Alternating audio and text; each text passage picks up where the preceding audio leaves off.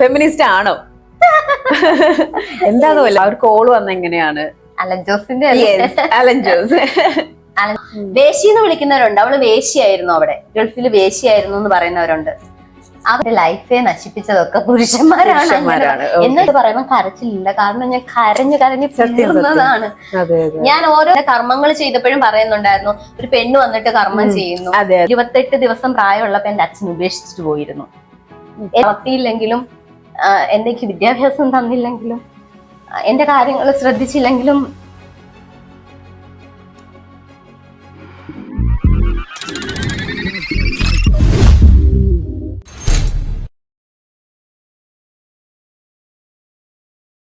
Hi hello നമസ്കാരം guys, welcome to chai talks with vibe good. ഇന്ന് നമ്മുടെ ചായ് ടോക്സിൽ ഗസ്റ്റ് ആയിട്ട് വന്നിരിക്കുന്ന ആളെ ലൈക്ക് കൂടുതൽ ഒരു ഇൻട്രോന്റെ ആവശ്യമൊന്നുമില്ല. സത്യം പറഞ്ഞിട്ടുണ്ടെങ്കിൽ ആൾ ഭയങ്കര ബോൾഡ് ആണ്. ആൾക്കാരുടേതായ പോയിന്റ് ഓഫ് വ്യൂ ഉണ്ട്, like in strong point of view. എല്ലാവർക്കും പോയിന്റ് ഓഫ് വ്യൂ ഉണ്ട്, എന്നാലും നിലപാട് ഉള്ളതാണ് ഒരു വ്യക്തിത്വത്തിന്റെ ഏറ്റവും വലിയൊരു ഹൈലൈറ്റ് പറയുന്നത്. ആൻഡ് എനിക്ക് ഏറ്റവും ഈ വ്യക്തിയിൽ ഇഷ്ടമുള്ള ഒരു സംഭവം എന്ന് വെച്ച് കഴിഞ്ഞാൽ ഫുൾ ടൈം ചിരിയാണ്. ഇപ്പൊ ഇവിടെ വന്നിട്ടും ചിരിച്ചുകൊണ്ടിരിക്കുകയാണ്.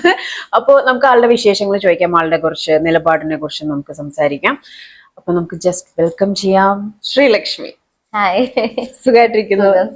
ഓക്കെ, എന്തൊക്കെയുണ്ട്? നല്ല വിശേഷം. അമ്മയൊക്കെ സുഖമായിട്ടിരിക്കുന്നു. നമുക്ക് ആക്ച്വലി ശ്രീലക്ഷ്മി എന്ന് പറയുന്ന ഒരു കഥാപാത്രം എല്ലാവരും അറിയുന്ന ഒരു രീതിയിലോട്ട് എത്തിയത് ഒരു റീലിലൂടെയാണ്. ഓക്കെ, അപ്പൊ ഒരുപാട് പ്രാവശ്യം പറഞ്ഞിട്ടുള്ള കാര്യമായിരിക്കാം, എന്നാൽ പോലും എങ്ങനെയാണ് ആ ഒരു എൻട്രി, ആ ഒരു കോൾ വന്നതും അതിനുശേഷം ഉണ്ടായ കുറെ സംഭവ വികാസങ്ങളുണ്ട് അല്ലെ, അതിനെ പറ്റിയിട്ട് നമുക്കൊന്ന് സംസാരിക്കാം. ആ ഒരു കോൾ വന്ന എങ്ങനെയാണ്? അലൻ ജോസിന്റെ അലൻ ജോസ് എനിക്ക് ഇതുപോലെ ഒരു ഇന്റർവ്യൂവിന്റെ സമയത്ത് എനിക്കും അലൻ ജോസിനും സെയിം ഒരു ദിവസം തന്നെയായിരുന്നു ഇന്റർവ്യൂ. കുറച്ച് സമയങ്ങളുടെ വ്യത്യാസം. ഞാൻ എന്റെ ഇന്റർവ്യൂ കഴിഞ്ഞിട്ട് പുറത്തിറങ്ങിയപ്പോൾ അലൻ ജോസ് ഇങ്ങനെ ഇരിക്കുന്നത്. എന്റെ ഒരു സ്വഭാവം എന്ന് വെച്ചാൽ സെലിബ്രിറ്റികളാണെങ്കിലും അല്ലാത്തവരാണെങ്കിലും എവിടെയെങ്കിലും ഞാൻ കണ്ടിട്ടോടെ ഞാൻ അങ്ങോട്ട് ചെന്ന് വീണ്ടും ഹായ് സുഖമാണോ അലനെന്ന് ഞാൻ ഒറ്റ ചോദ്യത്തിൽ അപ്പൊ സുഖാന്ന് പറഞ്ഞു. പക്ഷെ അലന് മിണ്ടാനൊരു മടി, എന്താണെന്ന് അറിയില്ല. അങ്ങനെയാണെന്ന് തോന്നുന്നു. ഞാനപ്പോ സുഖാണോ അലനെന്ന് അങ്ങോട്ട് ചോദിച്ചു. ആ സുഖാണെന്ന് പറഞ്ഞു. ഞാൻ കൈ കൊടുത്തു. അത് കഴിഞ്ഞിട്ട് ഒരു സെൽഫി എടുത്തു. അലനാണ് സെൽഫി എടുത്തു. പിന്നെ നമ്പർ ചോദിച്ചു. അങ്ങനെ അപ്പൊ അത് കഴിഞ്ഞപ്പോ അലൻ ഇടയ്ക്കൊക്കെ മെസ്സേജ് അയക്കും, സുഖാണോ ലക്ഷ്മിന്ന് ചോദിക്കും. ഞാൻ പറയും സുഖാണ്. അലന് സുഖാണോ? സുഖാണ്. അങ്ങനെ പറഞ്ഞിട്ട് അപ്പൊ എന്നോട് ചോദിച്ചു, നമുക്ക് റീൽ ചെയ്താലോ, അല്ലെ അവൻ ഷോർട്ട് ഫിലിം എന്തോ ചെയ്യുന്നുണ്ട്, അതിൽ അഭിനയിക്കാൻ വരുമോ എന്നൊക്കെ ചോദിച്ചു. ഞാൻ പറഞ്ഞ റീലും ഷോർട്ട് ഫിലിം ഒക്കെ നമ്മൾ എപ്പോഴും ചെയ്യുന്നല്ലേ, നമുക്ക് എന്തെങ്കിലും വെറൈറ്റി ആയിട്ട് ചെയ്യാൻ പറഞ്ഞിട്ട് എന്റെ ഒരു ഐഡിയ പക്ഷെ അത് ആദ്യം എല്ലാവരുടെ മനസ്സിലോട്ടും കല്യാണം കഴിഞ്ഞു എന്നുള്ളൊരു ഇതാണ് വന്നത്. പിന്നെയാണ് സെക്കൻഡറി ആണ് ഇപ്പോ എന്താ പറയാ, റീൽസിലാണെങ്കിൽ ആൽബത്തിലാണെങ്കിലും ഒക്കെ ഇത് നടക്കുന്ന ഒരു സംഭവമാണ്. പക്ഷെ പെട്ടെന്ന് ആ ഒരു പോയിന്റ് ഓഫ് വ്യൂവിൽ നമ്മൾ നോക്കിയപ്പോൾ കല്യാണം കഴിഞ്ഞു. പിന്നെ നേരെ കമന്റ്സിലോട് പോയപ്പോഴാണ് നേരെ കാര്യങ്ങൾ മാറിയത്. ആ ഒരു ഒറ്റ റീലോട് കൂടി വൈറലായി. ആ ഒരു പൊസിഷൻ, അല്ലെങ്കിൽ ഇപ്പൊ സോഷ്യൽ മീഡിയയിൽ നമുക്കറിയാം ഒരു ദിവസം കൊണ്ട് വൈറലാവുന്നവരുണ്ട്, ഒരു മിനിറ്റ് കൊണ്ട് വൈറലാവുന്നവരുണ്ട്. പക്ഷെ അതിന്റെ ഒരു കൺസിസ്റ്റൻസി നിർത്തിക്കൊണ്ട് പോവാന്ന് പറയുന്നത് ഭയങ്കര സംഭവമാണ്. അപ്പം ഇത് തികച്ചും നിങ്ങൾ വൈറലാവാൻ വേണ്ടി തന്നെ ചെയ്തതാണ് അല്ലെ? ഉദ്ദേശം അത് തന്നെയായിരുന്നു. അത് ഞാൻ അലനോട് അങ്ങോട്ട് പറഞ്ഞു, നമ്മളിപ്പോ റീലോ അല്ലെങ്കിൽ ഷോർട്ട് ഫിലിമോ ഒന്നും ചെയ്താൽ അതൊന്നും വൈറലാവില്ല. എന്തായാലും ചെയ്യുമ്പോൾ അത് വൈറലാവണം. ഞാൻ ആദ്യം ഉദ്ദേശിച്ച ഒരു വെഡിങ് ഫോട്ടോഷൂട്ട് പോലെ ചെയ്യാം. അമ്പലത്തിന്റെ കൊളക്കടമൊക്കെ ഉണ്ട്, അവിടെ പോയിട്ട് ഒരു ചുമ്മാ ഒരു മാലയൊക്കെ ഇട്ടിട്ട് ഇങ്ങനെ നിന്ന് ഫോട്ടോഷൂട്ട് ചെയ്യാന്ന്. പിന്നെ അവിടെ ചെന്നപ്പോ പെട്ടെന്ന് തോന്നി കൈ പിടിച്ചങ്ങ് നടക്കാം. അങ്ങനെ നടന്നതാ അത്. കല്യാണമായി. അപ്പം ഈ സോഷ്യൽ മീഡിയയിൽ വരുന്ന ഇപ്പൊ ലേറ്റസ്റ്റ് നടക്കുന്ന സംഭവം നമുക്ക് അതിനകത്തേക്ക് പോവാം. Before that, social media face ചെയ്യുന്ന, ഞാൻ കഴിഞ്ഞ ദിവസം 2-3 വീഡിയോസ് ഒക്കെ കണ്ടായിരുന്നു, ഈവൻ അമ്മയ്ക്ക് ഫീഡ് ചെയ്യുന്ന ഒക്കെ. അപ്പം പലതരത്തിലുള്ള കമന്റ്സും കാര്യങ്ങളെല്ലാം വരുന്നുണ്ട്. അത് ഉള്ളിലോട്ട് എടുക്കാറുണ്ടോ, അതോ ഇത് സോഷ്യൽ മീഡിയ ആണെന്ന് പറഞ്ഞങ്ങ് തട്ടിക്കളയാറുണ്ടോ? എങ്ങനെയാണ് ഹാൻഡിൽ ചെയ്യാറ്? സത്യത്തിൽ വലുതായിട്ട് കമന്റുകൾ നോക്കുന്ന എനിക്ക് ദേഷ്യമാണ്. ഓക്കെ, നമ്മളെ ആരും സപ്പോർട്ട് പറയില്ല. ഞാൻ ഇനിയിപ്പോ നല്ലത് ചെയ്താലും അതിലൊരു നെഗറ്റീവ് ആൾക്കാർ കണ്ടുപിടിക്കും. ഞാൻ നെഗറ്റീവായിട്ടുള്ളത് ചെയ്താലും നെഗറ്റീവ് തന്നെ പറയും. അപ്പൊ പിന്നെ ഞാൻ കമന്റ് വലുതായിട്ട് അങ്ങനെ ശ്രദ്ധിക്കാറില്ല. പിന്നെ കുറെ ആൾക്കാർ ഇങ്ങനെ ഫ്രണ്ട്സ് ഒക്കെ പറയാറുണ്ട്, അമ്മയുടെ അതിനകത്തിലും വന്നിട്ട് എന്തോ കമന്റാ പറയുന്നത്. അതിൽ എനിക്കൊന്നും തോന്നില്ല, പുച്ഛം മാത്രമേ തോന്നുള്ളൂ. ആൾക്കാരോട് പുച്ഛം മാത്രമേ തോന്നുള്ളൂ. കാരണം ആർക്കും മനസാക്ഷിയോ അല്ലെങ്കിൽ അവരെങ്ങനെ ജീവിക്കാൻ വേണ്ടി എന്തുമാത്രം കഷ്ടപ്പെടുന്നുണ്ടാവും എന്നൊന്നും ആരും ചിന്തിക്കില്ല. കുറ്റം മാത്രമേ പറയുള്ളൂ. ആക്ച്വലി ഇപ്പൊ അമ്മ അവർ വേറെ സ്ഥലത്തായിരുന്നു, അമ്മയും അച്ഛനും ഒന്നിച്ചായിരുന്നു. ഇപ്പൊ അമ്മ കൂടെ കൂട്ടി. അച്ഛൻ മരിച്ചു കഴിഞ്ഞിടയ്ക്ക്. അപ്പൊ വേറെ ആരും ഇല്ല അവിടെ നോക്കാൻ വേണ്ടി, അച്ഛനായിരുന്നു നോക്കുന്നത്. പെട്ടെന്ന് അറ്റാക്കായിരുന്നു. അപ്പൊ തന്നെ മരിച്ചു. അറ്റാക്ക് വന്ന് വീട്ടിൽ വെച്ച് തന്നെ മരിക്കുകയായിരുന്നു. പിന്നെ അമ്മയെ നോക്കാൻ ആരുമില്ല, ഞാനിങ്ങനെ കൊണ്ടുപോകുന്നു. ഒറ്റ മോളാണ്? ഒറ്റ മോള്. ഒറ്റ മോളാണ്. ഓക്കെ. ഒറ്റ മോളാവുമ്പോൾ ഉണ്ടാവുന്ന കുറച്ച് നല്ല ഗുണങ്ങൾ പറഞ്ഞ കേക്കട്ടെ. ഒറ്റ മോളുകൊണ്ട് നല്ല ഗുണങ്ങളില്ല. എന്റെ ജീവിതം മൊത്തം ദുഃഖം, ഒറ്റ ആയോണ്ടും ദുഃഖമാണ്. കാരണം ഇപ്പൊ അച്ഛൻ മരിച്ചു എന്ന് പറയുന്നു, അച്ഛന്റെ കർമ്മങ്ങൾ ചെയ്തപ്പോഴും പറയുന്നുണ്ടായിരുന്നു ഒരു പെണ്ണ് വന്നിട്ട് കർമ്മം ചെയ്യുന്നു. അതെ അതെ അതെ എന്ന് പറഞ്ഞിട്ടും കുറെ ആൾക്കാർ പുച്ഛിക്കുന്നുണ്ടായിരുന്നു. ആക്ച്വലി നമ്മുടെ ഒരു, ഞാനിപ്പോ അതൊരു മതം ജാതി അങ്ങനത്തെ രീതിയിൽ സംസാരിക്കുന്നല്ല. ലൈക്ക് ഞാനും ആ ഒരു സിറ്റുവേഷൻ കണ്ടു. കാരണം എന്ന് വെച്ചാൽ കാര്യങ്ങൾ ചെയ്യുമ്പോൾ മൂത്ത മകൻ അല്ലെങ്കിൽ ആ മക്കൾക്കാണ് ചെയ്ത് വെക്കാനും എല്ലാത്തിനും ഉള്ളൊരു ഇതുള്ളൂ. പക്ഷെ ഞാൻ ചില സമയത്ത് ആലോചിക്കുമ്പോൾ ആ മക്കൾ ഇല്ലെങ്കിലോ, പെൺകുട്ടികൾ ചെയ്താലും സ്വന്തം അച്ഛന് വേണ്ടിയിട്ടാണ് അത് ചെയ്യുന്നത്. അപ്പൊ അവിടെ പക്ഷെ അവർ ഐതിഹ്യപരമായിട്ടും ഒരുപാട് കാര്യങ്ങൾ ഇങ്ങനെ സംസാരിച്ചുകൊണ്ട് ഇരിക്കുന്ന അങ്ങനത്തെ ഒരു സൊസൈറ്റിയാണ് നമ്മൾ പോയിക്കൊണ്ടിരിക്കുന്നത്. അപ്പോ ഒരു നല്ല രീതിയിലുള്ളൊരു പാസ്റ്റ് ഉണ്ട് അല്ലെ, നല്ലൊരു എന്താ പറയാ പെയിൻഫുൾ പാസ്റ്റ്. ഇപ്പൊ എനിക്ക് തോന്നുന്നു ദുഃഖങ്ങളിൽ നിന്നൊക്കെ കുറേശ്ശെ ഇങ്ങനെ മാറി തുടങ്ങി. എങ്ങനെയുണ്ട് ഇപ്പോഴത്തെ ഒരു കറന്റ് ഓപ്പർച്യൂണിറ്റി കാര്യങ്ങള്? തന്നെയാണ്, വലിയ മാറ്റമൊന്നും നെഗറ്റീവ് പറയല്ലേ? വലിയ മാറ്റങ്ങളൊന്നും അങ്ങനെ ഇല്ല. പക്ഷെ ഞാൻ എന്നെ എപ്പോഴും പോസിറ്റീവായിട്ട് വെക്കും. എത്ര ഞാൻ ദുഃഖത്തിലാണെങ്കിലും എന്റെ ഉള്ളിൽ ഞാൻ എപ്പോഴും പോസിറ്റീവ് ആയിരിക്കണം. എന്നെ ഒരു വ്യക്തി കാണുമ്പോൾ ഞാൻ എപ്പോഴും നോക്കിയാലും പോസിറ്റീവ് ആണല്ലോ. ഇപ്പൊ ഞാൻ വന്നപ്പോ തന്നെ പറഞ്ഞില്ല എപ്പോഴും ചിരിയാണെന്ന്. അതാണ് എനിക്കിഷ്ടം. എന്നെ കാണുന്നവർക്കൂടെ പോസിറ്റീവ് തോന്നണം. എപ്പോഴും കൂട്ടി ചിരിയാണല്ലോ അങ്ങനെ. പക്ഷെ എന്റെ ഉള്ളിൽ എപ്പോഴും ഒരുപാട് ദുഃഖങ്ങളുണ്ട്. ഇപ്പൊ അച്ഛന്റെ കർമ്മം ചെയ്തപ്പോ ഇപ്പൊ പറഞ്ഞ പോലെ അതെനിക്ക് ഒരുപാട് ദുഃഖം ഉണ്ടായി, സഹോദരങ്ങളില്ലാത്തതുകൊണ്ട്. അപ്പൊ ഞാൻ ഇങ്ങനെ ചിന്തിച്ചു, എനിക്കൊരു സഹോദരനോ സഹോദരി ഉണ്ടായിരുന്നെങ്കിലോ. അമ്മയ്ക്കൊരു വയ്യാഴിക വരുമ്പോഴും ഞാൻ ചിന്തിക്കും, എനിക്കൊരു സഹോദരനോ സഹോദരി ഉണ്ടായിരുന്നു, ഒന്ന് നോക്കാമോ അമ്മ, നിങ്ങളൊന്ന് നോക്ക്, ഞാൻ ഒന്ന് പോയിട്ട് വരാം, പുറത്ത് പോയിട്ട് വരാം, അല്ല അമ്മയ്ക്ക് ഇച്ചിരി ചോറ് കൊടുക്കുക എന്ന് എനിക്ക് പറയാം. ഇതെനിക്ക് ആരുമില്ല, ഞാൻ മാത്രം. ഇപ്പൊ ഇവിടെ വരണമെങ്കിൽ വന്നപ്പോ തന്നെ അമ്മയ്ക്ക് ചോറും കൊടുത്ത് അമ്മ അവിടെ ഇങ്ങനെ ഇരുത്തിയിട്ട് ജീവൻ കളഞ്ഞിട്ടാണ് ഞാൻ ഇവിടെ ഇരിക്കുന്നത്. എന്താവും എന്നുള്ള ചെല്ലുമ്പോഴത്തേക്ക് അങ്ങനെ ടെൻഷൻ അടിച്ചാണെന്ന് പുറത്ത് പോകുന്നെങ്കിൽ പോലും. അപ്പം ട്രീറ്റ്മെന്റ് ഒക്കെ എങ്ങനെയാ? ട്രീറ്റ്മെന്റ് ഉണ്ട്. എല്ലാ ദിവസവും മരുന്ന് കഴിക്കണം. മാസത്തിൽ ഹോസ്പിറ്റലിൽ കൊണ്ടുപോകണം. പുനലൂരാ കാണിക്കുന്നത്. ഇനിയിപ്പോ കൊച്ചി തന്നെ. എന്തെങ്കിലും ഒരു പ്രത്യേക സാഹചര്യത്തിൽ ഇങ്ങനെ പറ്റിയതാണോ അതോ? അല്ല, അമ്മ ചെറുപ്പം മുതലേ ഇങ്ങനെ ഉണ്ട്, വയ്യാത്തയാണ്. സ്വന്തമായിട്ടൊന്നും ചെയ്യാൻ ഉള്ള ഇതില്ല. പിന്നെ എനിക്ക് സത്യത്തിൽ എനിക്ക് 28 ദിവസം പ്രായമുള്ളപ്പോ എന്റെ അച്ഛൻ ഉപേക്ഷിച്ചിട്ട് പോയിരുന്നു. എല്ലാരും ചോദിക്കുന്ന അവള് കർമ്മം ചെയ്തു എന്ന്. എന്നെ എന്റെ അച്ഛൻ വളർത്തിയിട്ടില്ല. എനിക്ക് 18 വയസ്സാവുമ്പോഴത്തേക്കും ഞാൻ തിരക്കി ഇറങ്ങി പോയി കണ്ടുപിടിച്ചോണ്ട് വന്ന വ്യക്തിയാണ് എന്റെ അച്ഛൻ. പക്ഷെ എന്നെ ഒരിക്കൽ പോലും വളർത്തിയിട്ട് കൂടി ഇല്ലെങ്കിലും ഞാൻ എന്റെ അച്ഛനാണെന്നുള്ള കർമ്മം ചെയ്തില്ലേ. അങ്ങനെ നോക്കുമ്പോ ഞാൻ ശരിക്കും ഒരു പുണ്യം ചെയ്ത മകള് തന്നെയാ. എന്നെ വളർത്തിയില്ലെങ്കിലും, എനിക്ക് വിദ്യാഭ്യാസം തന്നില്ലെങ്കിലും, എന്റെ കാര്യങ്ങൾ ശ്രദ്ധിച്ചില്ലെങ്കിലും എനിക്ക് അതൊക്കെ ചെയ്യാൻ പറ്റിയില്ലേ. അതുപോലെ അങ്ങനെ പോലും ഇല്ലാത്ത എത്ര ആൾക്കാർ തെരുവിൽ കിടന്ന് മരിച്ചിട്ട് കിടക്കുന്നില്ലേ. പക്ഷെ അങ്ങനെ ചിലപ്പോ എന്തെങ്കിലും പുണ്യം ചെയ്ത ആളായിരിക്കും. ചിലപ്പോ ഇപ്പൊ പുള്ളിയുടെ ആത്മാവിരുന്ന് ആലോചിക്കുന്നുണ്ടായിരിക്കും, എനിക്ക് വളർത്തായിരുന്നു, എനിക്ക് പഠിപ്പിക്കായിരുന്നു, എനിക്ക് നോക്കായിരുന്നു. എന്റെ ചെറുതിലൊന്നും അച്ഛന്റെ അമ്മയുടെ ഒന്നും സ്നേഹം കിട്ടി വളർന്നതല്ല. ഞാൻ അന്നും ഒറ്റയ്ക്കാണ്, ഇന്നും ഒറ്റയ്ക്കാണ്. എനിക്ക് എന്റെ കുഞ്ഞിലെ മുതൽ എന്റെ അമ്മയാണ് എനിക്ക് കുഞ്ഞ്, ഞാൻ അമ്മയ്ക്ക് അമ്മയാണ്. ആ ഒരു ജീവിതത്തിൽ വന്ന് എന്നോട് ആൾക്കാർ ഇങ്ങനെ നെഗറ്റീവ് പറഞ്ഞുകൊണ്ടിരുന്നത് അത് എനിക്ക് എങ്ങും ഏശില്ല. അതെ അതെ അതെ. കാരണം നമ്മൾ ഒരുപാട് സ്ട്രഗിൾ ചെയ്ത് നമ്മുടെ ലൈഫ് പാത്തിൽ നമ്മൾ മുന്നോട്ട് പോകുമ്പോൾ പുറത്തുള്ള ആൾക്കാർക്ക് നമ്മുടെ ജീവിതം എന്ന് പറഞ്ഞാൽ കഥയാണ്. അതെ, നമുക്ക് അവർക്ക് അത് എന്ത് വേണേ എങ്ങനെ വേണേ തിരുത്തി മാറ്റും ഒക്കെ എഴുതാം. പക്ഷെ നമ്മൾ സഫർ ചെയ്യുന്നത് നമുക്ക് മാത്രമേ അറിയുള്ളൂ. ഇതിന്റെ ഇടയില് താങ്കൾ ഇപ്പം അച്ഛന്റെ കാര്യം ഇങ്ങനെ സംസാരിച്ചു. അപ്പോ ഒരു ഗദ്ദാമ ജീവിതം അത് എന്താണ് ആക്ച്വലി സംഭവിച്ചത്? Like it's A trap, purposefully trapped ആണോ? എങ്ങനെ സേവ് ആയി? പിന്നെ ആ ഭാഗങ്ങളൊന്നും എനിക്ക് തോന്നുന്നു, ഇതാണ് ഞാൻ പറഞ്ഞത്, ഒരു പെൺകുട്ടി ഫേസ് ചെയ്യുന്ന സിറ്റുവേഷൻസ് ഓരോരുത്തരുടെ ചിലപ്പം വളരെ സെൻസിറ്റീവ് ആയ ഒരു വ്യക്തിയായിരിക്കും. ഇപ്പൊ പറഞ്ഞില്ലേ എന്റെ ഉള്ളിൽ പോസിറ്റീവ് ഉണ്ട്, അത് താങ്കളായിട്ട് ഉണ്ടാക്കിയെടുത്തതാ അല്ലെ? താങ്കൾ ഡെയിലി അതിനെ ഫ്യൂല് കൊടുത്ത് കത്തിച്ചു കൊണ്ടിരുന്നതാണ്. ആ ഒരു പവർ എന്ന് പറഞ്ഞാൽ അതൊരു കമന്റിലോ അല്ലെങ്കിൽ ഒന്ന് മുന്നിൽ വന്നെന്ന് സംസാരിച്ചാലോ ഒന്നും പോകുന്നതല്ല. അത് നമ്മളായിട്ട് തന്നെ ബിൽഡ് ചെയ്തെടുക്കുന്നതാണ്. അപ്പൊ അത് എന്താണ് ആക്ച്വലി സംഭവിച്ചത്? അങ്ങനെ ഒരു, ഞാൻ പറഞ്ഞില്ലേ ചെറുതിലെ മുതലേ ഞാൻ കഷ്ടപ്പെടുന്ന ഒരാളാണ്. എന്റെ കുടുംബം, അച്ഛനില്ലായിരുന്നു. പെട്ടെന്ന് അച്ഛനെ ഞാൻ പോയി കൊണ്ടുവന്നു. 18 വയസ്സ് വരെ അച്ഛനില്ലാതെ വളർന്ന ഒരാളാണ് ഞാൻ. എന്റെ 28 ദിവസം മുതൽ പ്രായം 18 വയസ്സ് വരെ അച്ഛൻ, അമ്മ ഇവരൊന്നും സ്നേഹങ്ങളില്ല. അമ്മയുടെ അമ്മയാണ് എന്നെ വളർത്തിയത്. അമ്മയും എന്നെ എന്റെ അമ്മയുടെ അമ്മയായിരുന്നു നോക്കിയത്. അപ്പൊ അത് കഴിഞ്ഞ് എന്റെ കല്യാണം കഴിഞ്ഞു, ഒരു കുഞ്ഞായി. എന്റെ സാഹചര്യങ്ങൾ കാരണം എനിക്ക് ഗൾഫിൽ പോകേണ്ടി വന്നു. അപ്പൊ നമുക്ക് അറിയാവുന്ന ഒരു വ്യക്തിയുടെ ഇതിലാണ് നമ്മൾ പോയത്. അവിടെ ഞാൻ പോകുന്ന ജോലിയൊന്ന് പറഞ്ഞിട്ട് പോയ ജോലിയൊന്ന് അവിടെ ചെന്ന് അവരെന്നെ കൊണ്ടുപോയിട്ട് ട്രാപ്പിലാക്കി പെടുത്തി. ഞാൻ ചെയ്യാൻ ആഗ്രഹിക്കാത്ത ഒരു ജോലിയിൽ കൊണ്ടുപോയിട്ടു. കുറേ ലോണുകളൊക്കെ എടുത്താണ് ഞാൻ പൈസ അവർ ചോദിച്ച കാശുകളെല്ലാം കൊടുത്തിട്ടാ പോയത്. പക്ഷെ ഞാൻ അവിടെ പോയി കഷ്ടപ്പെട്ടതോ എനിക്ക് അവിടുത്തെ അനുഭവങ്ങളോ ഗൾഫിലുള്ളവരും മനസ്സിലാക്കില്ല. ഞാൻ അവിടെ ടിക്ടോക്ക് ചെയ്തു പോയി. എനിക്ക് ഫോൺ കിട്ടിയപ്പോ ഞാൻ എന്റെ കഥകളും ഞാൻ നിലം തുടയ്ക്കുന്നതും ഞാൻ കരയുന്നതും എന്റെ പ്രശ്നങ്ങളും ഒക്കെ ടിക്ടോക്കിൽ ഇട്ടു പോയതുകൊണ്ട് ഞാൻ മോശക്കാരിയായി.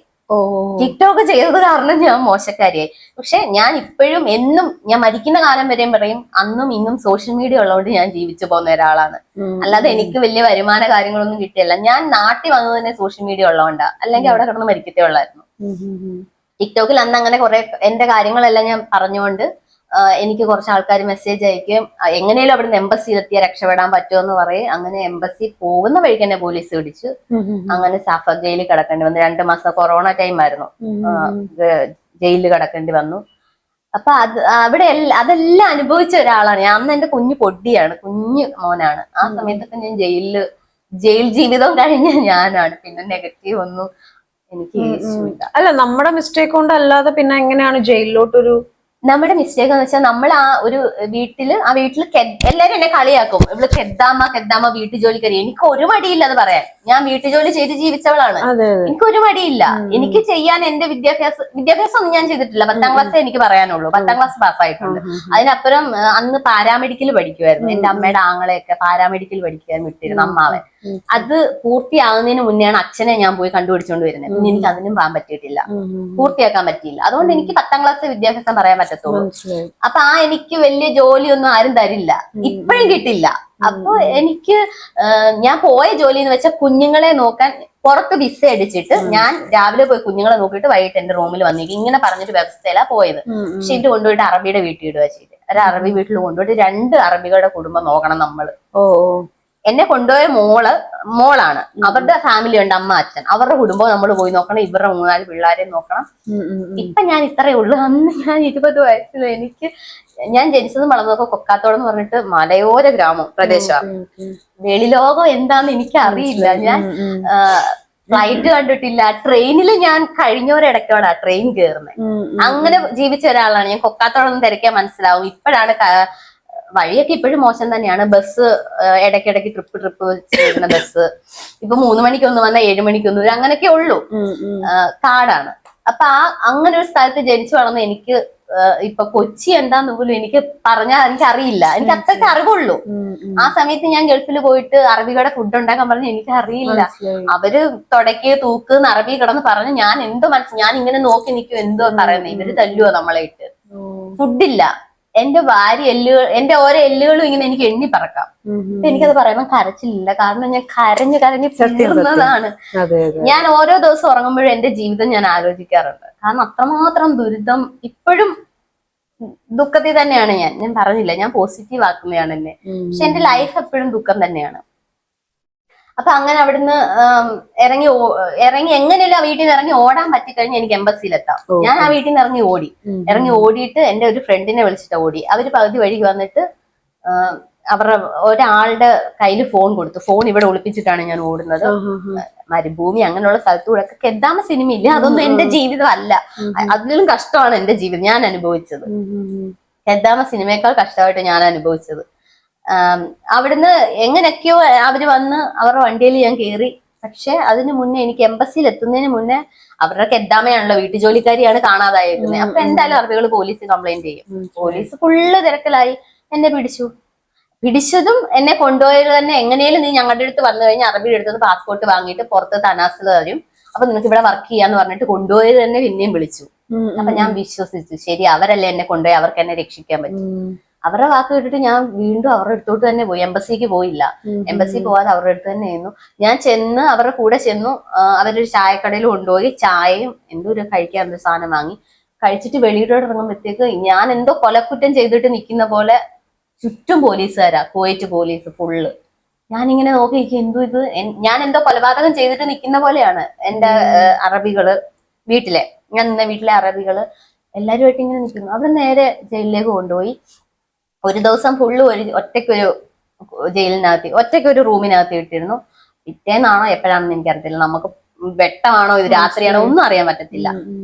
എപ്പോഴും ഒരു സമയത്ത് 2 പോലീസുകാർ വന്നിട്ട് അവിടുന്ന് സാഫറാണെന്നൊന്നും നമുക്ക് അന്നേരം അറിയത്തില്ല. എന്റെ വിചാരം പണ്ട് എല്ലാരും പറഞ്ഞു കേട്ടിട്ടുണ്ട്, നമ്മൾ ഈ ഗൾഫിലൊക്കെ പോയി എന്തെങ്കിലും തെറ്റ് ചെയ്താലോ പോലീസ് പിടിച്ചാലോ, നമ്മൾ ഏതെങ്കിലും രീതി പോലീസ് പിടിച്ചാൽ പിന്നെ മരുഭൂമി കൊണ്ടുപോയി കൊന്നുകളയെന്നൊക്കെ പണ്ടുള്ളവർ പേടിപ്പിക്കാൻ പറയുന്ന കേട്ടിട്ട് വീട്ടുകാരൊക്കെ എന്റെ ചിന്ത ഇനി കൊല്ലുക, എന്നെ ഇനി കൊല്ലാൻ കൊണ്ടുപോവാ, നാട്ടിൽ കയറ്റി വിടുവോന്നൊന്നും എനിക്കറിയില്ലല്ലോ, എന്നെ ഇനി കൊല്ലാൻ കൊണ്ടുപോകാന്നുള്ള ചിന്തയിലാണ് ഞാൻ ഓരോ സ്ഥലത്തേക്കും പോന്നെ.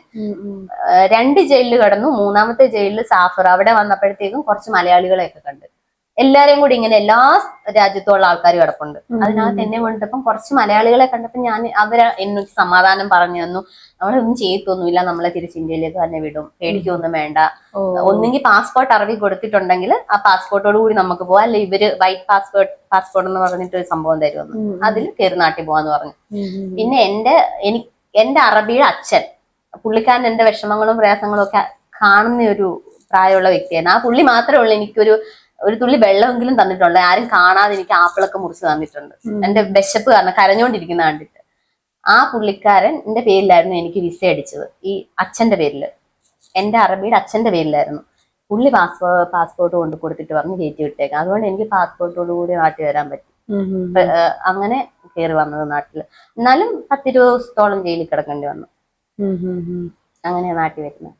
ഓക്കെ. അപ്പോ എറണാകുളത്തേക്കുള്ള ഒരു ചേഞ്ചും കാര്യങ്ങളും എങ്ങനെയായിരുന്നു? അപ്പൊ ആ സമയത്തും ഈ ഒരു, പക്ഷെ എനിക്ക് തോന്നുന്നു ഈ സോഷ്യൽ മീഡിയ ലൈക്ക് റീൽസും കാര്യങ്ങളും എല്ലാം എങ്ങനെയാ പുറത്തേക്ക് കൂടുതലും വന്നത്? അലൻ ജോസിന്റെ കൂടെയാന്ന് തോന്നുന്നു. ഇപ്പോഴാണ് സോഷ്യൽ മീഡിയയിൽ വന്നത്. കുറച്ച് നാളെ ഇൻസ്റ്റ ഒന്നും എനിക്കില്ല.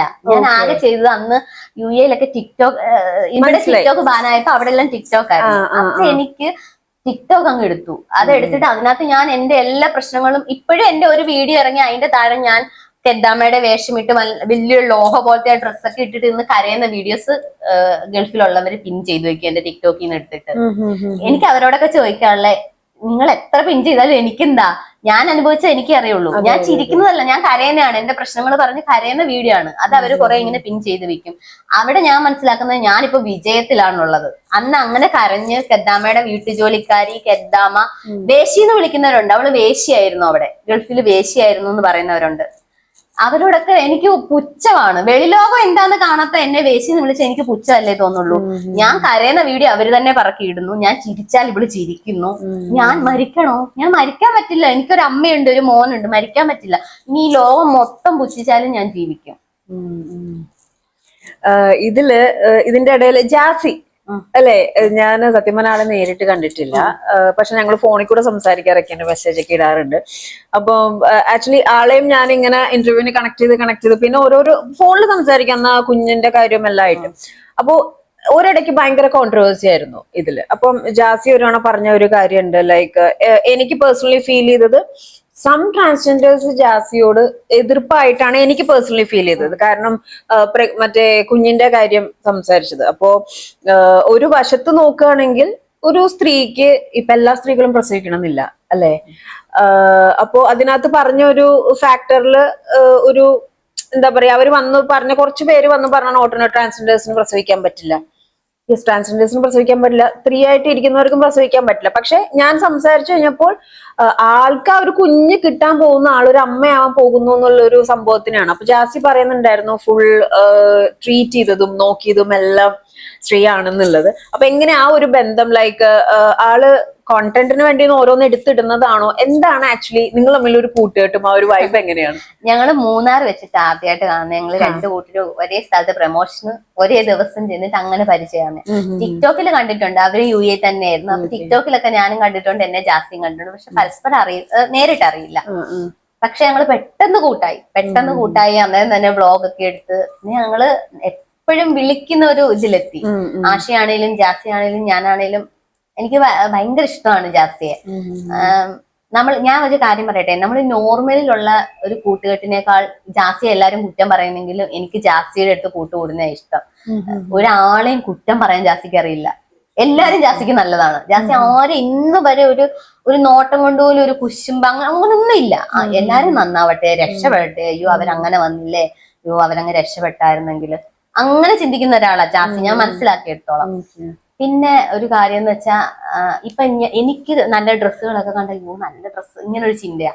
നല്ല മേക്കപ്പ് സാധനങ്ങള് അങ്ങനെയൊക്കെ കാണുമ്പോൾ നമ്മൾ ലേഡീസിന് ഭയങ്കര ഇതല്ലേ, അത് വേണം, നമുക്കങ്ങ് ഇഷ്ടപ്പെട്ടാൽ അതങ്ങ് വാങ്ങണം.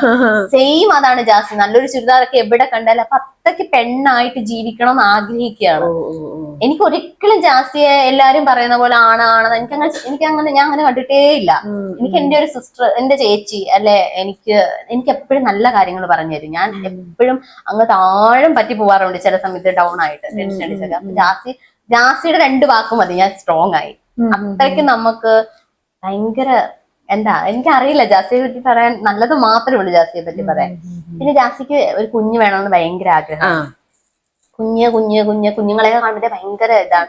അത് അവരുടെ ആഗ്രഹമാണ്. അത് നമ്മൾ ആദ്യം മനസ്സിലാക്കണം. ഒരു സ്ത്രീയായിട്ട് ജീവിക്കാൻ ആഗ്രഹിക്കുന്നു, അതിപ്പോ അവരുടെ കുറ്റമാണോ? നമുക്ക് നാളെ നമ്മുടെ കുടുംബത്തിൽ കുഞ്ഞുങ്ങളൊക്കെ ഉണ്ടായി അതുപോലെ ചിന്തിക്കുന്നത് നമ്മൾ കൊന്നു കളയുമോ? ഇല്ല. അവര് നമ്മൾ പറഞ്ഞാലും ചിലപ്പം കേൾക്കില്ല. എനിക്ക് പെണ്ണായിട്ട് ജീവിക്കണോ, ആ കുട്ടി ജീവിക്കുള്ളൂ. അപ്പൊ നമ്മളെ പോലെ തന്നെ കാണുക, അത്രേ ഉള്ളൂ. അല്ലാതെ ഇങ്ങനെ എന്തൊക്കെയാ പറയുന്നേ, ഇത്രയും പറഞ്ഞിട്ട് എന്ത് കിട്ടാൻ. കുറെ ഹേറ്റ് കമന്റ്സ് വരുന്നുണ്ട്, കുറെ സംഭവങ്ങൾ. അതിന്റെ ഇടയിൽ ഹെൽനോസ് പാർട്ടി ആയിട്ടുള്ള വിഷയം, അതും നീണ്ടു പോയി. പക്ഷെ എനിക്കും പറയാ, എന്താണെന്നറിയോ, എനിക്ക് ഇപ്പൊ ഞാനും റിയാക്ഷൻ വീഡിയോ ചെയ്യുന്ന ആളാണ്. അപ്പൊ ജാസിയുടെ മാറ്റർ വരുമ്പം ഈ ഒരു കുഞ്ഞ്, അപ്പൊ എന്റെ ഉള്ളില് ഓക്കെ, ഇനിയിപ്പോ അങ്ങനെ എടുത്തു വളർത്തുകയാണെങ്കിൽ പോലും അവിടെ ജാസി എടുക്കാൻ പോകുന്ന റോൾ ഒരു അമ്മയുടെയാണ്. അപ്പൊ ആൾക്ക് ഇങ്ങനെ ഒരു ആഗ്രഹം കൂടെ ഉള്ള സ്ഥിതിക്ക് ആ ഒരു സംഭവം ഭയങ്കരമായിട്ട് ഹൈലൈറ്റ് ആവും. പക്ഷെ കൂടുതലും ആൾക്കാര് എന്താ പറയാ, ടോപ്പിക് വൈസ് വരുമ്പോഴൊക്കെ ഒരു കൈൻഡ് ഓഫ് ഹേറ്റ് സ്പ്രെഡ് പോലെയാണ്. മേ ബി അതാണ് ഞാൻ ചോദിച്ച, ആൾ ആസ് എ പേഴ്സൺ എങ്ങനെയാണ്, നിങ്ങൾ നമ്മളൊരു കോംബോ ഫ്രണ്ട്ഷിപ്പ് എങ്ങനെയാണ്. കാരണം ഞാൻ ഇന്നിപ്പോ ഇങ്ങോട്ട് വരണപ്പം കൂടി കണ്ടതാണ്, ആഷിക്ക് കുറച്ച് പേടിയാണ്, ലൈക്ക് ആ ഒരു വൂൺസ് ഒക്കെ ക്ലീൻ ചെയ്യാനായിട്ട് എല്ലാം ചെയ്തു കൊടുക്കണ സ്ത്രീയാണെന്നൊക്കെ. അപ്പം ഇനി എനിക്ക് തോന്നുന്നു ഇത്രയും ഒരു ജേർണിയില് ഒരു പണി കിട്ടിയിരിക്കുന്നത് പുരുഷന്മാരിൽ നിന്നാണ്. പുരുഷന്മാരിൽ നിന്നും എപ്പോഴെങ്കിലും ഒരു പണി കിട്ടിയിട്ടുണ്ടോ? എന്റെ ലൈഫെ നശിപ്പിച്ചതൊക്കെ പുരുഷന്മാരാണ്.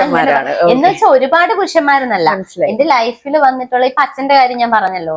എന്നെ അച്ഛൻ വളർത്താനുണ്ടായിരുന്നെങ്കിൽ ചിലപ്പോ ഒരുപക്ഷെ ഞാൻ എന്റെ കുടുംബത്തില് എന്റെ അമ്മയൊക്കെ 10 സഹോദരങ്ങളുണ്ട്. ഇവിടെയൊക്കെ മക്കള് വിദ്യാഭ്യാസം ചെയ്ത് വലിയ വലിയ നിലയിൽ ജോലി ചെയ്ത് വലിയ വലിയ വീടൊക്കെ വെച്ച് ആക്രാന്തം പറയല്ല, അവരൊക്കെ നല്ല രീതിയിൽ ജീവിക്കുന്നു. എന്നെ ആ സമയത്ത് വളർത്താൻ ആരുമില്ല, നോക്കാൻ ആരുമില്ല. ഞാൻ അയലോക്കത്തെ വീടുകളിലൊക്കെ പോയി തിന്നും പറക്കി ഇങ്ങനെ നടന്ന് വളർന്നൊരു കുട്ടി. ഞാൻ ഇങ്ങനെ ചില സമയത്തല്ല എപ്പോഴും ആലോചിക്കും, എന്നെ നോക്കി വളർത്താൻ ആരെങ്കിലും ഉണ്ടായിരുന്നു, ഞാൻ ഇന്ന് ആരെങ്കിലും ഒക്കെ ആയനെയായിരുന്നു, നല്ല ജോലി നല്ല വിദ്യാഭ്യാസം ഒക്കെ ആയിട്ട് ഇങ്ങനെ ജീവിച്ചേനെ. അപ്പൊ എന്റെ ലൈഫിൽ ഞാൻ കണ്ട ആദ്യത്തെ ഒരാണ് എന്റെ അച്ഛനാണല്ലോ. എന്നെ വളർത്തിയില്ല. അതപ്പം എപ്പോഴും എനിക്ക് ആ ഒരു വിഷമമായിരുന്നു അച്ഛനോട്. എപ്പോഴും എനിക്ക് അതങ്ങോട്ട് അക്സെപ്റ്റ് ചെയ്യാൻ പറ്റുന്നില്ല. എന്റെ പുള്ളി എന്റെ ജീവനാണ്. കാരണം കളഞ്ഞിട്ട് പോയെങ്കിലും പിന്നെ വന്നതിന് ശേഷം എന്റെ അമ്മയെ പൊന്നുപോലെ നോക്കി. വന്നതിന് ശേഷം പ്രായമായിട്ടാണെങ്കിലും പുള്ളിക്ക് ചിലപ്പോ കുറ്റബോധം ഉണ്ടായിരിക്കും. എനിക്ക് മോളെങ്കിലും വളർത്താൻ പറ്റില്ല, ഇനി അവളെങ്കിലും ഉള്ള കാലം നോക്കാന്നുള്ള, അമ്മയെങ്കിലും നോക്കാന്നുള്ള ഇതില് നല്ലപോലെ നോക്കി അവര്. ഇതുണ്ട്. അപ്പം ഞാൻ അതാ ചോദിച്ചേ, എനിക്ക് കേട്ടെടുത്തോളം ഒരു പുരുഷന്മാരിൽ നിന്നും, എസ്പെഷ്യലി അച്ഛന്റെ കാര്യം തന്നെ പറഞ്ഞപ്പോ, അപ്പം അങ്ങനത്തെ ഒരു ഇതില് പുരുഷ വിരോധിയാണോ അതോ എങ്ങനെയാണ് ആ ഒരു ജെൻഡറിനെ കാണുന്നത്, ആ ഒരു വ്യക്തിത്വത്തിന്? അല്ലെങ്കിൽ പുരുഷന്മാർ ഇത്രയും പ്രശ്നങ്ങൾ കിട്ടിയതുകൊണ്ട് ഞാൻ പുരുഷന്മാർക്ക് എല്ലാവർക്കും അഗൻസ്റ്റ് ആണോ, അതോ എല്ലാ പുരുഷന്മാരും പ്രശ്നക്കാരല്ല? എന്താണ് ശ്രീലക്ഷ്മിയുടെ പോയിന്റ് ഓഫ് വ്യൂ? എല്ലാവരും ഒരിക്കലും പ്രശ്നക്കാരല്ല. ഓക്കെ, നമ്മൾ തെരഞ്ഞെടുക്കുന്ന ആള് നല്ലതല്ലെങ്കിൽ, നമ്മുടെ ലൈഫിലാണേലും നമ്മുടെ ലൈഫിലേക്ക് വരുന്ന ആൾക്കാരാണേലും നമ്മൾ തെരഞ്ഞെടുക്കുന്നവര് മോശമാണെങ്കിൽ എന്തായാലും നമ്മുടെ ജീവിതം അധോഗതിയായിരിക്കും.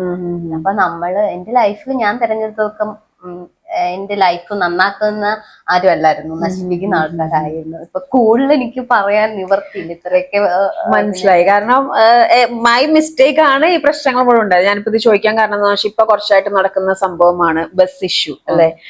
അപ്സയുടെ കേസ് ആണെങ്കിലും അൺനെസസറി ആയിട്ടൊരു ലൈക്ക് ആ പുള്ളിയുടെ ഫേസ് ബ്ലർ ആക്കിയിട്ടാണ് കാര്യങ്ങൾ. അപ്പം ശ്രീലക്ഷ്മിയെ സംബന്ധിച്ചിടത്തോളം ഇപ്പൊ ബസ്സിലാണെങ്കിലും പോകുന്ന സ്ഥലത്താണെങ്കിലും എവിടെയെങ്കിലും അങ്ങനെ ഒരു റോങ് ടച്ച് ഉണ്ടായാൽ എന്തായിരിക്കും ആദ്യം ചെയ്യുക? ഒരൊറ്റ ഒരെണ്ണം കരണത്ത് കൊടുക്കുക. ആദ്യം ഈ വീഡിയോ എടുപ്പ് അങ്ങ് നിർത്തുക. വൈറലാവാൻ എന്തെല്ലാം വഴിയുണ്ട് നമുക്ക്. ഇപ്പൊ ഞാൻ അലൻ ജോസിന്റെ കൂടെ വീഡിയോ ചെയ്ത് എല്ലാരും പറയാം അലൻ ജോസ് ആണ് നിന്നെ കൊണ്ടുവന്നെ, നീ മറന്നു. ഞാൻ അലൻ ജോസിനെ മറന്നിട്ടേ ഇല്ല. അലൻ ജോസ് കാരണമാണ് ഇന്ന് ഞാൻ ഇവിടെ ഇരിക്കുന്നത്. എന്റെ ഫസ്റ്റ് ഇന്റർവ്യൂ ഒക്കെ അലൻ ജോസ് വഴിയാണ്. ഇങ്ങനെ കുറെ ഇന്റർവ്യൂസും കാര്യങ്ങളും ഒക്കെ ഞാൻ ചെയ്തിട്ടുള്ളത്.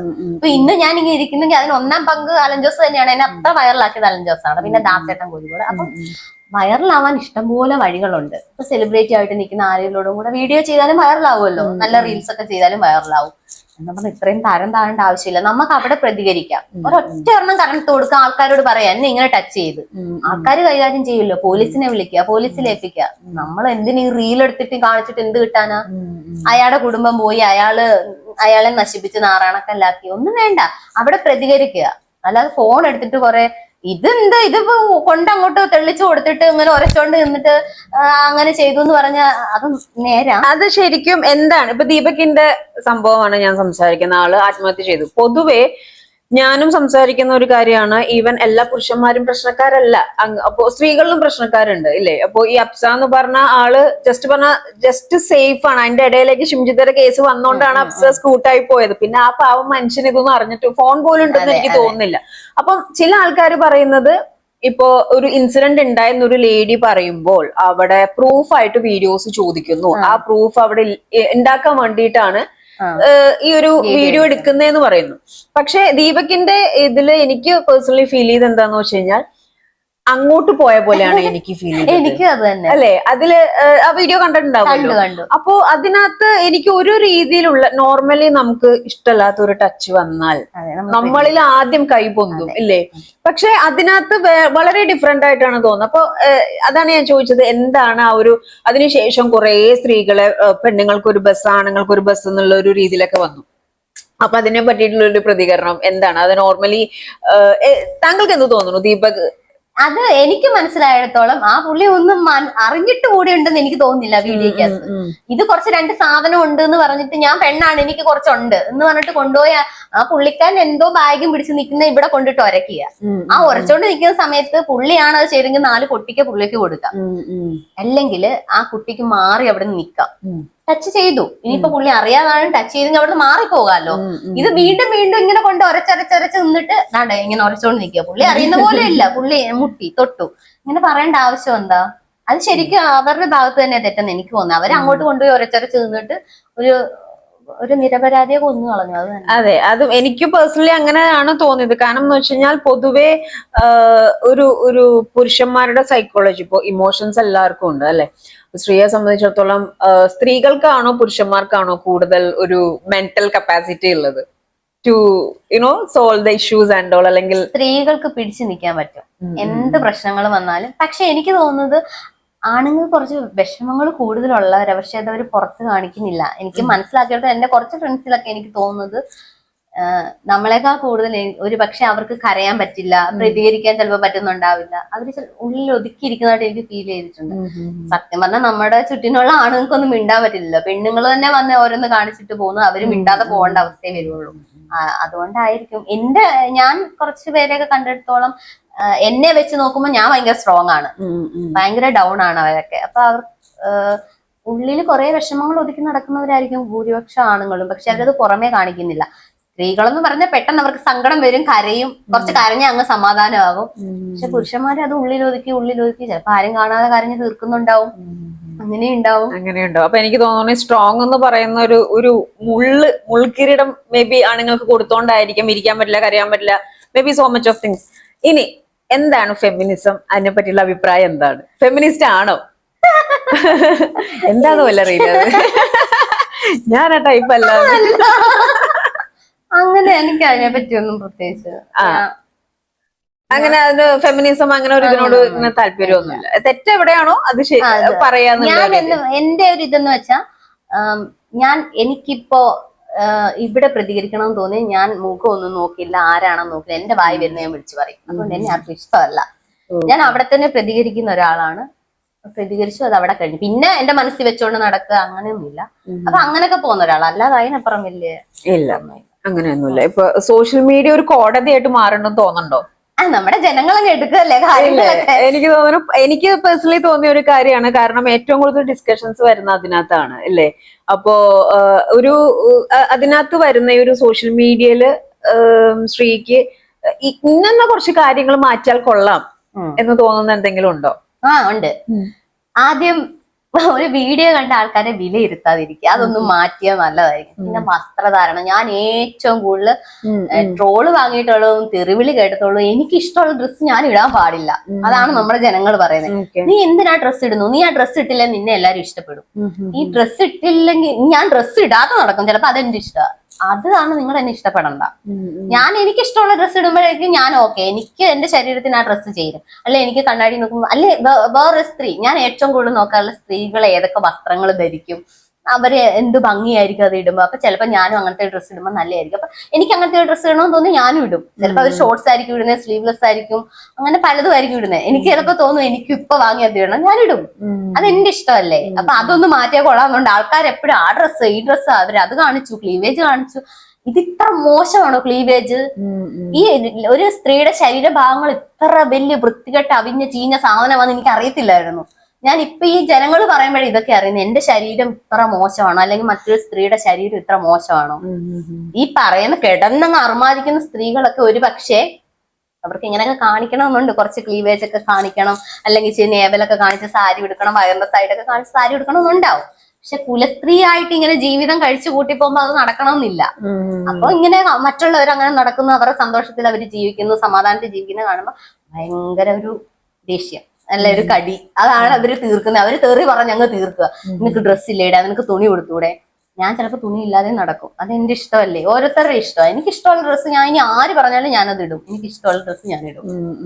പൊതുവെ പറയുന്ന ഒരു സംഭവമാണ് എക്സ്പോസ് ചെയ്തിട്ട് റീച്ച് കൂട്ടുന്നു എന്നുള്ള രീതിയിൽ. അപ്പം ഇതില് എനിക്ക് ഭയങ്കര സെലക്റ്റീവ് ആയിട്ടാ തോന്നുക. ചില സിറ്റുവേഷനിൽ അവർക്ക് ഇഷ്ടമുള്ളവര് ആ രീതിയിൽ പോയാൽ കുഴപ്പമില്ല, അല്ലാത്തവർ പോകുമ്പോൾ വളരെ പോയിന്റ് ഔട്ട് ചെയ്യുന്നത്. എനിക്ക് തോന്നുന്നു അലൻ ജോസ് പെരേരയുടെ കൂടെ വന്നോണ്ടാണോ എന്തോ പിന്നെ കുറച്ച് നിങ്ങൾ വേറെ റീല് നിങ്ങൾ തമ്മിലുണ്ട്? ഞാൻ ചെയ്തിട്ടില്ല, ഒറ്റ റീലേ ചെയ്തിട്ടുള്ളൂ. ഓക്കെ. അപ്പൊ മൂവീസ് നോക്കുന്നുണ്ടോ? എന്താണ് ഇപ്പൊ കറന്റ് അപ്ഡേറ്റ്?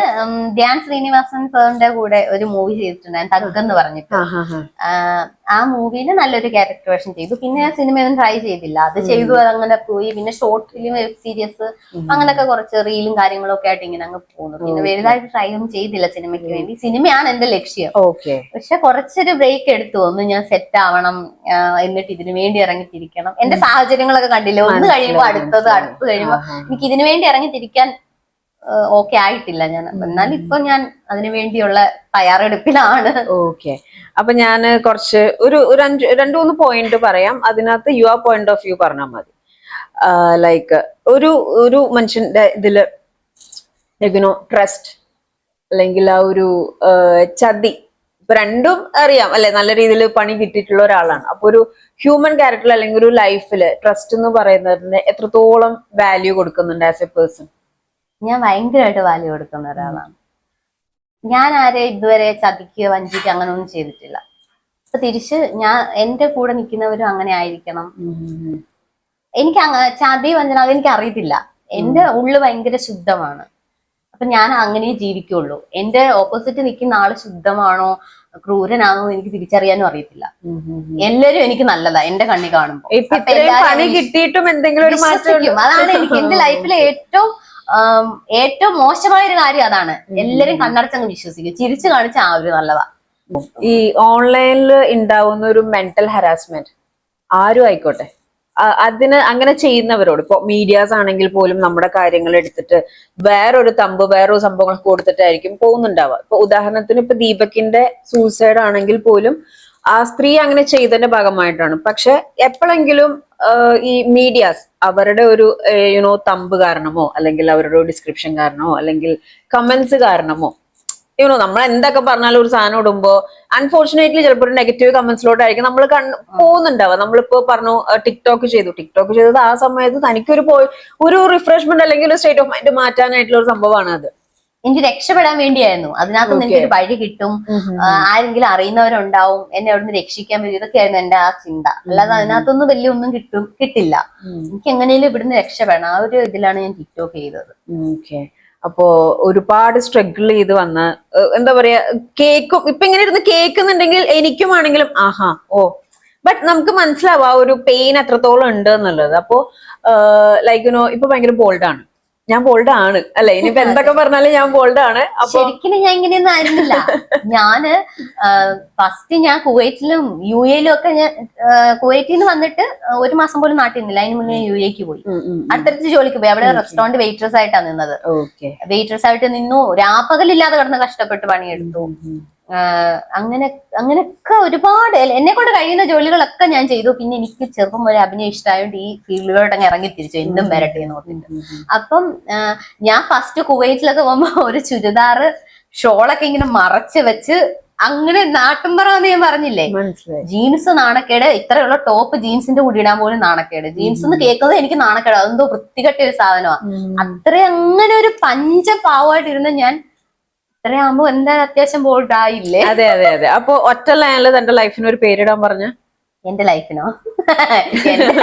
പ്രത്യേകിച്ച് വേറൊന്നും ഇല്ല, ഒറ്റയ്ക്ക് തുഴയുന്ന വഞ്ചി, ഇതെന്റെ ലൈഫ്. അല്ല, ചില സമയത്ത് ഓപ്പോസിറ്റ് ഇരിക്കുന്ന ആള് വേറെ ദേശയ്ക്ക് തുഴഞ്ഞു കഴിഞ്ഞാൽ രണ്ടു വഴിക്ക് പോകുമല്ലോ. അപ്പൊ സംടൈംസ് ഈ ഒറ്റയ്ക്കുള്ള ഒരു ലൈഫ് സുഖമായിട്ട് തോന്നുന്നുണ്ടോ, അതോ കൂട്ട് വേണമെന്നാണോ, എന്താണ്? ഒരു കൂട്ട് വേണമെന്നൊന്നും തോന്നിയിട്ടില്ല. കിട്ടിയ കൂട്ടൊക്കെ എനിക്ക് പണി. അപ്പൊ കൂട്ട് വേണമെന്നൊന്നും ഇല്ല. പക്ഷെ പ്രശ്നങ്ങളൊന്നും ഇല്ലാതെ ഇനിയുള്ള ലൈഫ് അത് അമ്മയൊക്കെ നോക്കി. പിന്നെ എന്റെ മോനുണ്ട്, മോനെ നോക്കണം. ഒരുപാട് പേര് മോൻ എന്തേ ചോദിക്കുന്നു. എനിക്ക് എല്ലാ കാര്യങ്ങളും പറയാനൊരു പരിധി ഉണ്ട്. അപ്പൊ മോന് അമ്മ ഇവർ രണ്ടുമാണ് ഇനി എന്റെ ലൈഫിലുള്ളത്. അപ്പൊ അവരെയൊക്കെ നോക്കി ഉള്ള കാലം സമാധാനത്തോട് പോണം. പിന്നെ ഞാൻ ജീവിച്ചിരിക്കുമ്പോ എന്റെ അമ്മയൊക്കെ ഞാൻ ജീവിച്ചിരിക്കുമ്പോൾ ആ ഒരു പേടിയാ ഇപ്പൊ എപ്പോഴും. എനിക്കൊന്നും സംഭവിക്കില്ല, ഞാൻ ജീവിച്ചിരിക്കുമ്പോ എന്റെ അമ്മ അങ്ങ് സമാധാനത്തോട് പോകട്ടെ. സത്യമായിട്ട് ഇപ്പൊ അതൊരു നെഗറ്റീവ് ആയിരിക്കും ആൾക്കാർ ചിന്തിക്കുന്നത്. പക്ഷെ ഞാനത് മനസ്സിലാവും ഭയങ്കര, ഞാൻ ഏറ്റവും കൂടുതൽ അതാണ് ആഗ്രഹിക്കുന്നത്. കാരണം ഞാൻ ജീവിച്ചിരിക്കുന്നിടത്തോളം കാലം എന്റെ അമ്മ ജീവിച്ചിരിക്കണം. ഞാൻ അതിനു മുന്നേ എനിക്കൊന്നും സംഭവിക്കരുത്. കാരണം പിന്നെ അമ്മയെ നോക്കാൻ ആരും ഇല്ല, അമ്മ അനാഥമായി പോവില്ലേ. അപ്പൊ ആ ഒരു പ്രാർത്ഥനയിലൊക്കെ ഇങ്ങനെ അങ്ങ് പോകും. ഒരുപാട് സന്തോഷം. സത്യം പറഞ്ഞാ ഞാന് ഒരിക്കലും നമ്മളിങ്ങനെ ഒരു മീറ്റ് ഉണ്ടാവും ഞാൻ പ്രതീക്ഷിച്ചല്ല. പക്ഷെ ഞാൻ അധികം റീൽസ് കാണാറുമില്ല, കുറവാണ്. പക്ഷെ എന്നാലും ചില സീക്വൻസ് ഒക്കെ കാണുമ്പോൾ ഞാൻ നിർത്തി നോക്കാറുണ്ട്. ഇവിടം വരെ ഈവൻ ഇങ്ങനത്തെ ഒരു സിറ്റുവേഷനിലും ചായ് ടോക്സ് വിത്ത് വൈബഗുഡിൽ വരാനും ഇല്ല പറയുന്ന കാര്യങ്ങളാണെങ്കിലും ഷാർപ്പ് ആൻഡ് ക്ലിയർ ആയിട്ട് സംസാരിച്ച ഒരു അഭിപ്രായത്തെ രേഖപ്പെടുത്തുകയും എല്ലാം ചെയ്തു. എനിക്ക് വളരെയധികം സന്തോഷമുണ്ട്. ഇതേപോലെ തന്നെ ബോൾഡായിട്ട് ചിൽച്ചിലായിട്ട് തന്നെ നിൽക്കുക. ഒരു കാര്യം പറയാനുള്ളൂ, നമുക്ക് നമ്മളേ ഉള്ളൂ. അതെ, no one gonna good you know. ആരും ഇപ്പൊ കമന്റ് ഇടുന്നവരാണെങ്കിൽ എന്താണെങ്കിലും കേൾക്കാൻ ഒരാളുണ്ടെന്ന് പറഞ്ഞാൽ പോലും നമ്മുടെ ഒരു ആക്ഷൻ ആണ് നമ്മളിലോട്ട് ഒരു റിസൾട്ടും റെസ്പോൺസും കാര്യങ്ങളും എല്ലാം തരുന്നത്. അപ്പോ പതറരുത് കരയരുത് എന്നൊന്നും ഞാൻ പറയാനില്ല. ലൈഫാണ്, സിറ്റുവേഷൻസ് ആണ്. But you have to be never ever give up. Okay, എല്ലാവിധ അനുഗ്രഹങ്ങളും ഉണ്ടാവട്ടെ. മൂവിയിലൊക്കെ കാണാൻ സാധിക്കട്ടെ. നല്ല ചിൽച്ചിലായിട്ട് തന്നെ പോവാം. Thank you so much. So guys, നമ്മള് വിശേഷങ്ങളും കാര്യങ്ങളും എല്ലാം അറിഞ്ഞു. അപ്പൊ എനിക്ക് നിങ്ങളോടും പറയാനുള്ളത് ശ്രീ പറഞ്ഞ ഒരു കാര്യം തന്നെയാണ്. മീഡിയാസിൽ ലൈക്ക് സോഷ്യൽ മീഡിയയിൽ വരുന്ന റീൽസും സംഭവങ്ങളും കാര്യങ്ങളും കണ്ടിട്ട് നിങ്ങൾ പ്ലീസ് ഡോണ്ട് ജഡ്ജ്. കാരണം ഓരോരുത്തരും ഓരോ രീതിയിൽ സ്ട്രഗിൾ ചെയ്തിട്ടാണ് മുന്നോട്ട് പോകുന്നത്. അപ്പൊ നിങ്ങൾക്ക് ഒരാൾക്കൊരു ചിരി കൊടുക്കാൻ പറ്റില്ലെങ്കിൽ വേണ്ട, വിഷയമില്ല. പക്ഷെ അവരെ ഒരു വിഷമത്തിലോട്ട് ഒന്നും ആക്കാതിരിക്കാൻ നിങ്ങൾ ശ്രദ്ധിക്കുക. ഞാൻ ഒരുപാട് തവണ പറഞ്ഞിട്ടുള്ള ഒരു കാര്യമാണ്, പറഞ്ഞിട്ട് കാര്യമില്ലെന്ന് അറിയാം, എന്നാൽ എന്റെ ഒരു മനസ്സമാനത്തിന് ഞാൻ പറയുന്നതാണ്. ഒരാളെ ഉപദ്രവിക്കാതിരിക്കാൻ നോക്കാം maximum. Thank you so much. Video share ചെയ്യാനും സബ്സ്ക്രൈബ് ചെയ്യാനും ഒന്നും മറക്കരുത്, ഹൈപ്പ് ചെയ്യാനും മറക്കരുത്. നമുക്ക് അടുത്തൊരു വീഡിയോയിൽ കാണാം. Thank you so much. Good vibes.